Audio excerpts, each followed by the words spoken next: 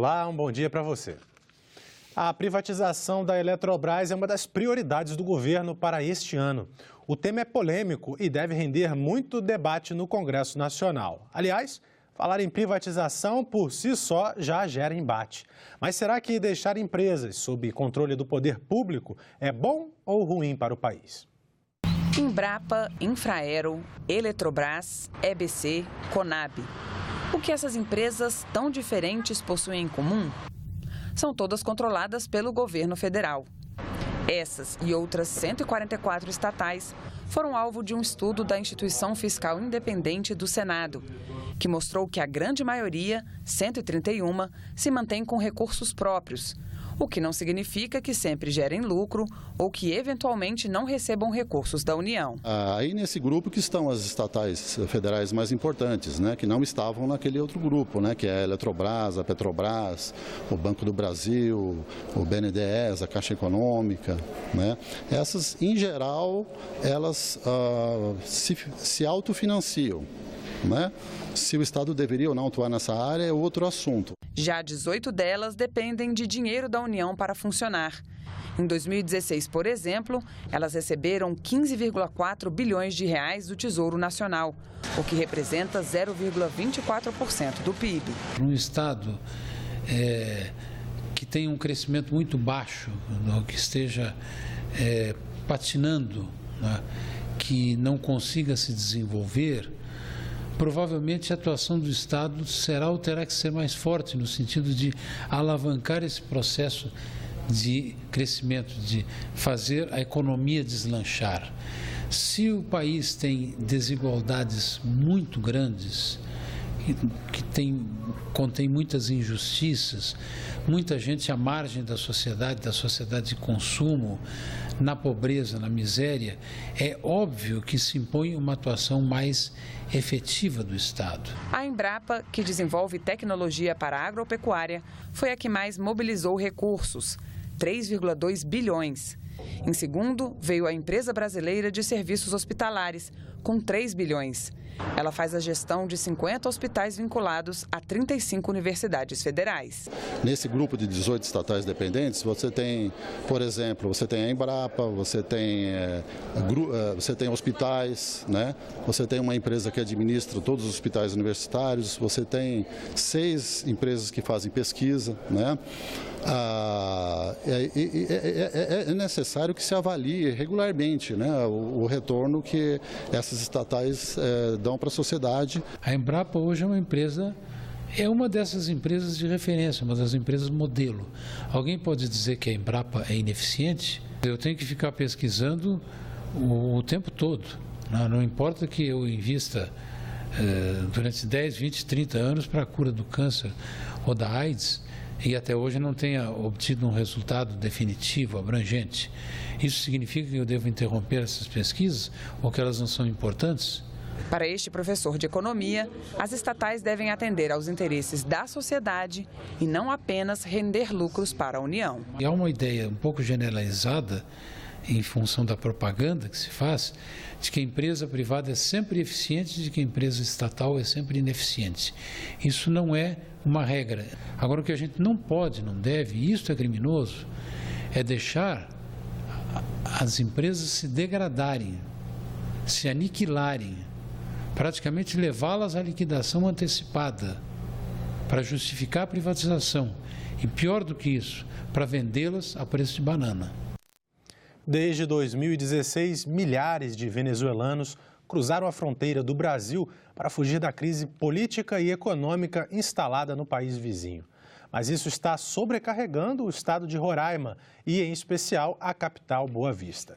Para discutir formas de resolver esse problema, a Comissão de Direitos Humanos faz audiência pública daqui a pouco, às 9h30 da manhã. Nós aqui no Brasil agora temos sendo chamado à responsabilidade. Qual é a intenção, então? Primeiro é de ver a real situação que eles se encontram, né? Até se pensa que se vá uma comissão, de repente, de senadores até lá. Segundo, tem que haver uma infraestrutura que receba eles de forma tal que eles possam conviver aqui nesse período de transição uma vida digna e decente, né?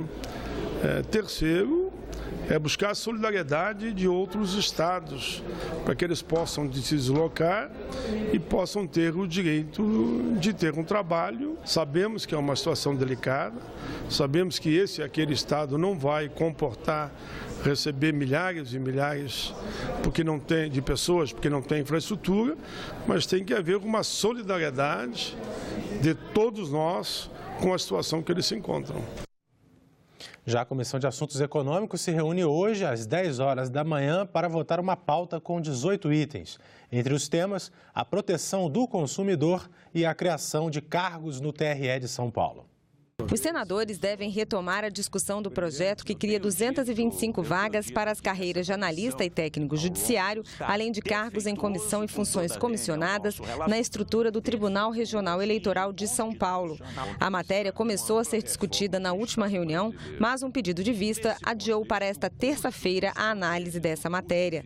Pelo relatório do senador Otto Alencar, as despesas para a criação desses cargos têm que estar dentro do orçamento destinado ao TRE de São Paulo.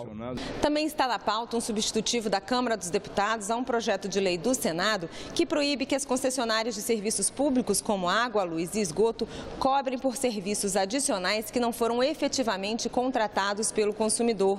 A proposta proíbe também a cobrança em caso de suspensão e de serviços não utilizados. Agora a gente confere a programação das outras comissões do Senado nesta manhã. Às 9 horas, na Comissão de Infraestrutura, pode ser votado o projeto que destina recursos da CID para projetos de infraestrutura urbana de transportes coletivos. Às 11 horas, na Comissão de Agricultura e Reforma Agrária, o projeto em destaque diminui custos e burocracia para produtores de flores ornamentais. Às 11h30, na Comissão de Educação, pode ser votado o projeto que assegura avaliações alternativas a aluno que não pode fazer provas em determinado dia por causa da sua religião. E na pauta da Comissão de Meio Ambiente está o projeto que agrava penas para quem extrai recursos minerais sem autorização. E o plenário do Senado vai dedicar a semana a duas pautas prioritárias, uma de desburocratização e outra de segurança pública. Os detalhes na coluna da jornalista da Rádio Senado, Érica Christian. O plenário do Senado deverá dar continuidade à pauta de segurança pública e de desburocratização ao longo desta semana. O primeiro projeto a ser votado é o que impede cortes no Fundo Penitenciário Nacional. Criado em 1994, o FUNPEN destina recursos para o sistema carcerário. A oposição quer retirar da proposta a exceção que pode permitir contingenciamento em momentos de queda na arrecadação.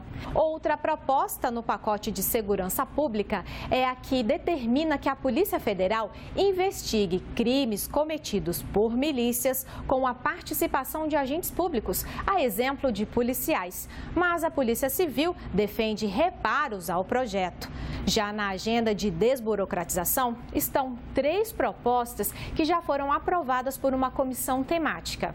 A primeira trata da alienação fiduciária, a segunda do horário de funcionamento dos cartórios e a terceira pode facilitar os processos de recuperação fiscal das microempresas e das empresas de pequeno porte, por serem projetos consensuais, vindos das agendas de desburocratização e de segurança pública. Governo e oposição deverão votar juntos.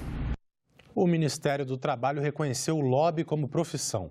Com o nome de profissional de relações institucionais e governamentais, o lobista foi incluído na classificação brasileira de ocupações, mas a atividade ainda precisa ser regulamentada. O lobby é uma prática antiga e está presente no dia a dia do Congresso Nacional e de outros órgãos públicos. São grupos de interesse que tentam influenciar na aprovação ou na rejeição de leis ou ações administrativas para atender a demandas de um determinado setor. Há anos se discute a regulamentação dessa atividade, que foi incluída recentemente pelo Ministério do Trabalho no Cadastro Oficial de Ocupações do país. Existem vários projetos em andamento aqui no Congresso Nacional para regulamentar a profissão profissão de lobista. Um dos mais avançados aguarda a votação no plenário da Câmara dos Deputados para logo em seguida ser encaminhado ao Senado.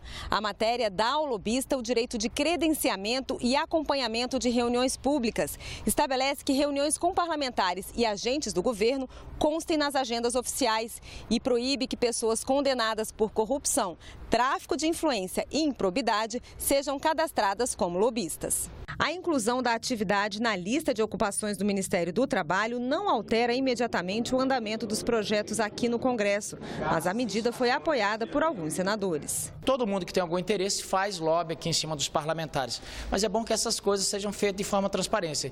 Quem fez, que dia, que hora, para quem, qual é o interesse. É o que se faz nas democracias mais modernas, nas democracias mais avançadas, é justamente regulamentar, normatizar para que as relações possam serem feitas de forma transparentes, abertas e sob o escrutínio da sociedade brasileira. Nos Estados Unidos é regulamentado a profissão de lobista. Aqui é meio que no submundo, ele faz o lobby, aí circula propina, circula isso, circula aquilo. Então que venham os lobistas, a gente vai saber, aquele ali é lobby dos banqueiros, aquele ali é lobby dos trabalhadores, aquele é lobby do sistema financeiro, enfim. Já o senador Roberto Requião é contra regulamentar a atividade. Que alguém coloque a sua opinião, não tem problema nenhum. O que eles querem é submeter. Você veja, financiamento privado de campanha. Então o parlamentar não responde mais aos seus compromissos diante do eleitorado e ao programa do seu partido.